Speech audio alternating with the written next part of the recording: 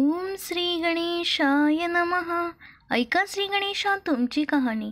निर्मळ मळे उदकाची तळे, बेलाचं वृक्ष सुवर्णाची कमळे, विनायकाची देवी रावळे, मनाचा गणेश मणी वसावा.